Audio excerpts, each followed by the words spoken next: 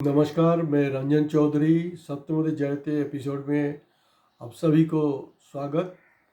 बहुत ही कम समय के अंदर आप लोगों ने हमारे इस चैनल को जो व्यू कर रहे, लाइक कर रहे, अपना कमेंट्स दे रहे, उसके लिए सभी व्यूअर्स को एक बार फिर से धन्यवाद। सही माने में एक्चुअली में 2024 का जो इलेक्शन हुआ है उसके ऊपर और कई एपिसोड अभी भी हमारा पेंडिंग है, लेकिन हमारे देश की जो दूसरे भी कुछ अचानक अगर कुछ संकट आ जाते हैं उसके ऊपर में भी चर्चा होना चाहिए।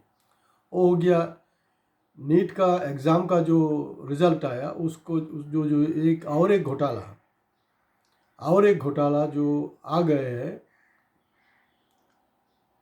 4 जून को शेयर मार्केट का जो घोटाला वो पकड़ में आ गए, और 4 जून को ही और एक मुद्दा सामने में आया। वो पॉलिटिकल माहौल के लिए वो थोड़ा दब गया था, लेकिन हमारे हिंदुस्तान के जो बच्चे हैं, छात्र हैं, वो उसको छोड़ने वाले नहीं हैं। अब ऐसे है दोस्तों कि नीट के एग्ज़ाम के ऊपर काफ़ी सारे चैनलों ने, काफ़ी सारे लोगों ने बहुत सारे एक्सपर्ट कमेंट्स की है, तो हम थोड़ा उसको दरकिनार करते हुए तो नहीं कुछ बोल सकते ना, लेकिन कुछ इन्फॉर्मेशन हम आपको देना चाहेंगे।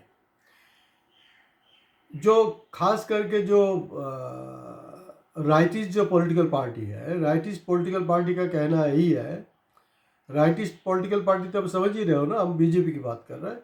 और अभी अभी जो कुछ नाम लिखते जनता दल सेकुलर, और वो सेकुलर भी अभी राइटिस्ट में जा कर के मिल गए हैं, वो तो उसके बारे में क्या बताए। तो उनका हर समय में एक ही सोच था, वो देश आज़ाद होने के पहले से अभी तक कि जो स्टूडेंट्स है, स्टूडेंट्स को राजनीति में नहीं आना चाहिए। हाँ, ज़रूर नहीं आना चाहिए, लेकिन जितने बड़े हिंदुस्तान के जो बड़े बड़े नेता हैं वो स्टूडेंट्स लाइफ से ही पॉलिटिक्स में अपने आप को जोड़ा विभिन्न कारण से, और उसके नतीजे हमें मिला। अच्छे से अच्छे नेता भी मिला, लेकिन खराब भी मिला है। अब ऐसा है कि दोस्तों कि नीट का जो एग्ज़ाम है वो 5 मई को हुआ, ये सभी को पता है, और उसका जो रिज़ल्ट है वो 14 जून को देने वाला था।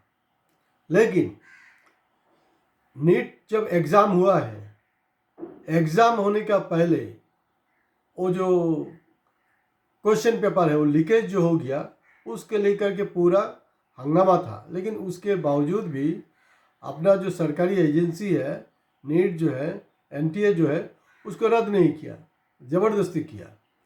तो बीच में उनको पता चला कि नहीं, कुछ बवाल होने वाला है, तो उसके लिए उन लोगों ने प्लान फुली, क्योंकि बिना प्लान का हमने देखा है लास्ट 10 सालों से बिना प्लान का कुछ भी स्टेप होता नहीं है। हमें लगता है कि ये तो अचानक नहीं, हर चीज़ प्लान।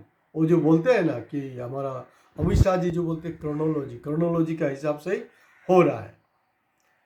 अभी घुसपैठिया तो बांग्लादेश अलग अलग देशों से आ रहा है, लेकिन घुसपैठिया अभी ये जो स्कैम है इसमें भी घुस गए हैं। और अलग अलग चर्चा से, अलग अलग सोर्स से हमें ये भी पता चल रहा है, ये जो स्कैम हुआ उसके पीछे एक पॉलिटिकल इन्फ्लुएंस है, उसके पीछे एक सिंडिकेट है, एक माफिया चक्र है। उसका टोटल इन्वेस्टिगेशन होना चाहिए। इससे पहले एपिसोड में भी हमने कहा था कि शेयर मार्केट का जो स्कैम है, जो स्कैम होने में मोदी जी और अमित शाह जी और हमारे निर्मला सीतारमण जी वित्त मंत्री भी उनको भी योगदान रहा। उस विषय पे भी मैं पिछले एपिसोड में बोला था, जब तक उसका खुलासा ना हो, उसका सोल्यूशन ना हो, आप जो है अपना मंत्रित्व मत लीजिए। अभी और एक दूसरा मौका आया है, सिर्फ अपोजिशन नहीं, सिर्फ राहुल गांधी या गौरव गोगोई इसको लेकर के हल्ला नहीं कर रहा है, हिंदुस्तान के तमाम जो स्टूडेंट्स ऑर्गेनाइजेशन है वो आवाज़ उठा रहा है। और एक अच्छी बात है, मैंने आगे भी बोला था, अगर कांग्रेस हो, बीजेपी हो, लेफ्ट हो, कोई भी कुछ अच्छा काम करे, बुरा काम करे, हम लेकिन उसको हाईलाइट करेंगे। इन दिनों एबीपी का साथ में मेरा कुछ ओपिनियन डिफरेंस हो सकता है, लेकिन नेट का एग्ज़ाम को लेकर के जो घोटाला हुआ है, हमने देखा है कि उन्होंने उसको विरोध में सीबीआई इंक्वायरी डिमांड किया है। हालांकि आपको पता है जो एबीवीपी है वो बीजेपी की एलाइड संगठन है, लेकिन उन्होंने भी महसूस कर लिया लास्ट इलेक्शन रिजल्ट से कि अगर वो कुछ सरकार के खिलाफ सही ढंग से आवाज़ नहीं उठाएंगे तो छात्र समाज जो है वो एबीवीपी का साथ में लंबे अरसे तक जुड़े हुए नहीं रहेंगे। 400 पार का नारा था। सही में अगर 400 पार होता, उस हिसाब से एक्चुअली में जो अनुमान किया जा रहा है 4 जून को नीट का रिजल्ट आया है, अगर 400 पार हो जाता तब तो बुलडोजर चलता स्टूडेंट्स के ऊपर, कोई भी प्रतिवाद नहीं होता, लेकिन वो हो नहीं पाया। बीजेपी को 240 सीट मिला, 240 एमपी मिला उनको, तो उनका जो लाइफ है, उनका जो करियर है, उनका जो जिंदगी हो तो सुरक्षित हो गया।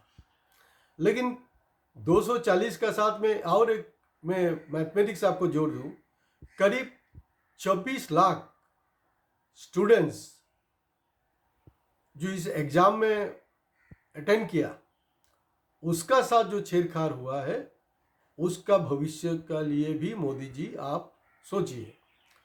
आप कश्मीर मणिपुर उस सब में तो आवाज़ उठाते नहीं हैं, कम से कम आपने तो हमने देखा था, अच्छा भी लगा था, वो परीक्षा पे चर्चा भी आपने किया था। और आपसे ये भी बात हमने सुनने में आया कि जो हमने बचपन में सुना ही नहीं था कि जो कठिन प्रश्न है, कठिन प्रश्न को पहले लिखो और फिर धीरे धीरे जो सहज है उसको लिखना है। शायद ये भी हो सकता है कि हमारा नीट के कोई काफ़ी सारा जो स्टूडेंट्स है उस आपका फार्मूला का हिसाब से किया है, उसके लिए जो विसंगति है वो दिखाई पड़ रहा है। अब सभी को पता है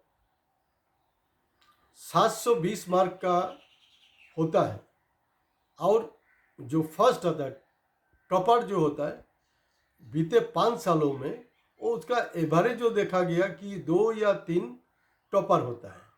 लेकिन इस साल का जो हुआ है कि 67 स्टूडेंट्स, विद्यार्थी जो है वो टॉपर है, और एक पर्टिकुलर सेंटर में जो बीजेपी शासित राज्य है, उस सेंटर में जिसका सीरियल नंबर, स्टूडेंट्स का सीरियल नंबर भी आसपास ही का है, ऑटो को मिला है।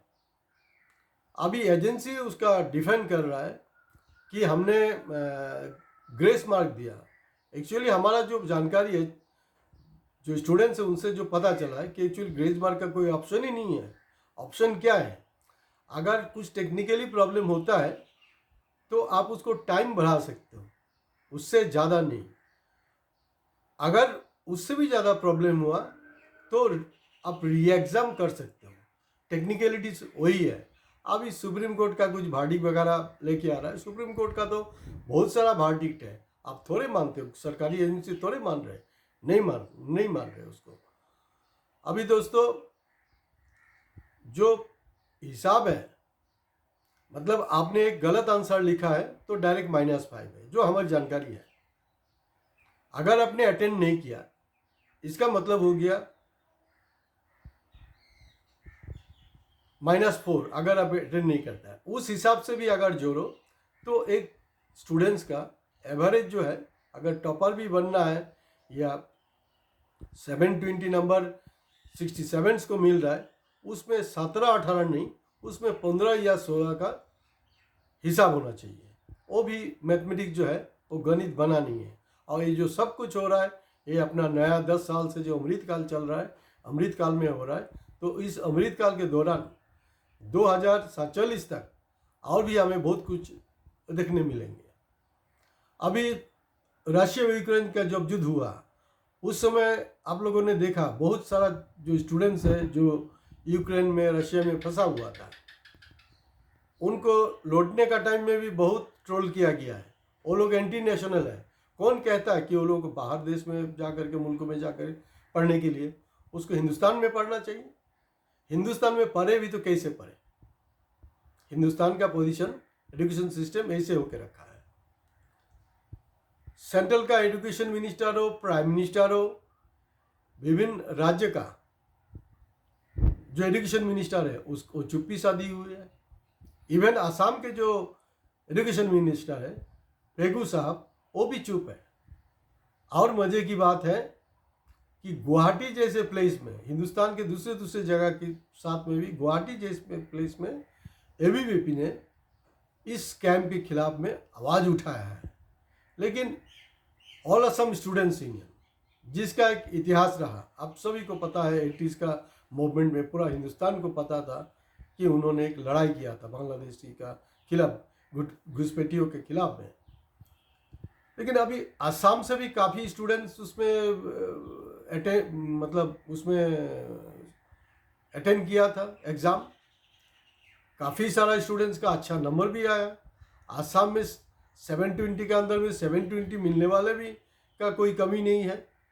तो अब आशु जो है वो दूसरे दूसरे मुद्दे पर वो बातचीत करते हैं, लेकिन एक या मुद्दा नहीं है। अब इसमें कोई पॉलिटिक्स नहीं होना चाहिए, लेकिन आवाज़ ऐसे भी आता है कि नहीं, आशु जो है आज का दिन में तो एक पॉलिटिकल नेता बनाने का फैक्ट्री बन चुका है। ये जो इमेज है ये होना नहीं चाहिए, क्योंकि सभी को पता है कि 855 युवक का शहीद हुआ, उसके बाद असम में कोड हुआ, का आंदोलन का दौरान 5 बच्चे हमारे शहीद हो गए। उसको थोड़ा याद करते हुए आपको ये सब मामले में भी बोलना चाहिए। आप बोल सकते हो ये हमारा स्टेट का मामला नहीं है, नेशनल इशू है। क्यों? बांग्लादेशी क्या स्टेट इशू है? बांग्लादेशी फॉरेनर भी नेशनल इशू है। उसमें आप सिर्फ दिन रात चिल्लाते हो। क्या जो नीट में जो एग्ज़ाम में जो अपेयर हुआ, वो अपेयर होने वाले जो बच्चे हैं, स्टूडेंट्स हैं, वो तो कोई ना कोई समय में आंसू का साथ में जुड़ा हुआ था।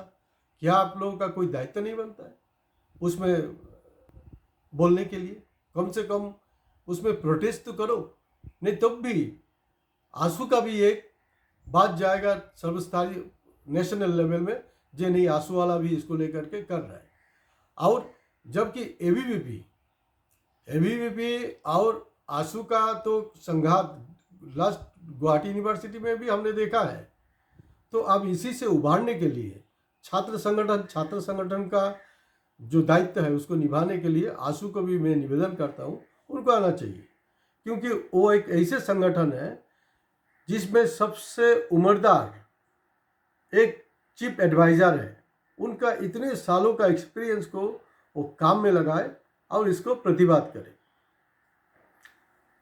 टोटल जो पोस्ट है वो 1 लाख है। ये जो डॉक्टरी के एग्ज़ाम के लिए करता है, टोटल जो पोस्ट है 1 लाख है। 1 लाख में से सिर्फ सरकारी क्षेत्र में 40,000 है और 60,000 हो गया आपका बेसरकारी क्षेत्र में। अभी जो गरीब है, टैलेंटेड है, उसका पास में वही एक चारा है, कोई दूसरा चारा है ही नहीं। क्योंकि वो टोटल उसका एग्ज़ाम में टोटल उसका वो कोर्स करने के लिए 1 लाख के अंदर में हो जाता है। लेकिन जो प्राइवेट इंस्टीट्यूट है वहाँ पर 1 करोड़ रुपया खर्चा होता है। तो नेचुरली हमारा हिंदुस्तान में काफ़ी होनहार बच्चे हैं, टैलेंटेड बच्चे हैं, जो आने वाले दिनों में अच्छे डॉक्टर बन सकते हैं। लेकिन ये जो घोटाला करके जो डॉक्टर बनेंगे, वो क्या पेशेंट का साथ में क्या करेंगे? नोचेंगे नहीं? आपको सुन के आश्चर्य लगेगा कि एक बच्चा ने 720 के अंदर में 720 उनको मिला। उसके मिलने के बावजूद भी उन्होंने कन्फेस किया। उस तरह से बाकी को भी कन्फेस करना चाहिए अगर कोई गलती हुआ तो। उन्होंने बोला कि मुझे तो 720 के अंदर में 720 मिलने का कोई सवाल ही नहीं है, क्योंकि मैंने एक मार्क तो अटेंड ही नहीं किया। तो नेचुरली 720 का नीचे में आएगा। उस तरह से सबको सामने आकर के उसको बोलना चाहिए। तो मणिपुर तो आप प्रधानमंत्री जी भूल गए हैं, मणिपुर छोड़िए। लेकिन कम से कम नीट जो है, नीट एग्ज़ाम के ऊपर जो स्कैम है, ये जो लगातार 2 स्कैम है, शेयर मार्केट का स्कैम और नीट का एग्ज़ाम। सबसे बड़ा रहस्य की बात यही है, 14 जून को जो रिजल्ट देने वाला था, शायद आप लोग कॉन्फिडेंस थे आप कि नहीं आपका 400 पार होने वाला है। तो अगर सही में 400 पार हो जाता तो बच्चों का हिम्मत नहीं होता प्रतिवाद करने के लिए। लेकिन हिंदुस्तान के जो बच्चे हैं, स्टूडेंट्स हैं, वो जग चुके हैं। और नीट का रिजल्ट नहीं, इलेक्शन का जो रिजल्ट है उसमें भी जो स्टूडेंट्स हैं उसका भी जो योगदान था उसके लिए शायद अपोजिशन को कुछ एडवांटेज मिला है। अपोजिशन से मेरा यही रिक्वेस्ट है, अपोजिशन करने के लिए सिर्फ आप इसको अपोज मत कीजिए। कोई भी मुद्दा हो जो सही है, जो देश का हित में है, हमारे नागरिक के हित में, उसके लेकर के कॉन्स्टेंटली लगा रहना चाहिए। ऐसा नहीं है कि बीच रास्ता में आपने छोड़ दिया है। और मुझे खुशी है, मुझे गर्व है कि एबीवीपी जैसे संगठन भी जो बीजेपी का एफिलिएट ऑर्गेनाइजेशन है, उसने भी उसको प्रतिवाद किया, तो मैं उसको सैल्यूट करता हूँ। मोदी जी, आपसे रिक्वेस्ट है, जो राइटिस्ट है, जो लेफ्टिस्ट है, जो सेंटर वाले, सब कर रहा है। इवन अभी का जो संगठन है एबीवीपी भी प्रोटेस्ट कर रहा है। आप अभी तो ऐसे तो नहीं बोल सकते हो ना, इसमें यूक्रेन का लिंक है, इसमें के चाइना वाला का लिंक है। इसका साथ इस प्रोटेस्ट का साथ में ना चाइना का लिंक है, ना यूक्रेन का लिंक है, ना रशिया का, ना बहिरा शक्ति का, बाहर की शक्तियों का साथ में जुड़ा हुआ नहीं। ये आपका संगठन एबीवीपी भी सीबीआई मांग कर रहा है और इसके ऊपर में तुरंत एक्शन होना चाहिए। और नीट का एग्ज़ाम में हमने आगे में भी देखा है, बहुत सारे स्टूडेंट्स को सुसाइड किया है, लेकिन इस तरह का एक माहौल ना हो। वो देखिएगा 240 आपको एमपी मिला है, उनका लाइफ तो सुरक्षित हो गया, उनका ज़िंदगी तो सुरक्षित हो गया, लेकिन जो करीब 24 लाख स्टूडेंट्स जो इस एग्ज़ाम में अपीयर हुआ, उनका भविष्य भी सुरक्षित करना आपका कर्तव्य होना चाहिए। उसी को हम मानेंगे कि यही सही में मोदी गारंटी है। धन्यवाद, नमस्कार।